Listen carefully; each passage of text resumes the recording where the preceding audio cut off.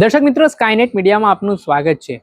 ગાંધીનગરથી થોડાક જ અંતરે આવેલા પાલજ ગામમાં છેલ્લા 700 વર્ષથી અહીંયા હોળીની જે પરંપરા છે તે ખૂબ જ જૂની છે, અનોખી છે અને ભવ્યતા સાથે શ્રદ્ધાળુઓ અહીંયા હોળી ઉજવવા માટે આવતા હોય છે। આ ખાસ કરીને પાલજ ગામના હોળીની વિશેષતાની વાત કરીએ તો અંદાજિત 35 થી 40 ફૂટ ઊંચી હોળી છે તે બનાવવામાં આવે છે અને ત્યારબાદ હોળી સાંજ દરમિયાન પ્રગટાવવામાં આવે છે।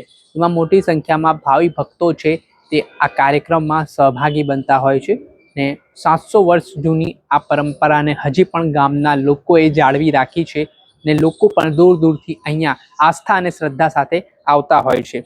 ત્યારે વાત કરીએ તો ગુજરાતની સૌથી મોટી હોળીમાંની એક આ હોળી મનાય છે, જેમાં આ વિશાળ હોળી બનાવવા માટે અંદાજિત 10 ટન જેટલા લાકડાનો ઉપયોગ કરવામાં આવે છે। 15 થી 20 દિવસ પહેલા જ લાકડા ભેગા કરવાનું કામ પાલજ ગામના લોકો દ્વારા કરવામાં આવે છે। ધગધગતા અંગારામાં ચાલવાની પ્રથા આ ઉજવણીનો સૌથી આશ્ચર્યજનક પાસું છે। હોળી પ્રગટાવ્યા પછી ત્યાંના લોકો છે તે ધગધગતા અંગારા સૌપ્રથમ મહાકાળી માતાજીના જે પૂજારી છે તે ચાલે છે અને ત્યારબાદ ગ્રામજનો અને શ્રદ્ધાળુઓ છે તે આ ધગધગતા અંગારા પર ચાલે છે, પરંતુ ભગવાન અને માતાજીની કૃપા એવી અસીમ હોય છે કે તેમને કંઈ થતું પણ નથી। એ માન્યતા છે કે મહાકાળી માતાજીના આશીર્વાદથી કોઈ પણ વ્યક્તિ અહીંયા દાજતો નથી ને કોઈને પણ ઈજા પહોંચતી નથી।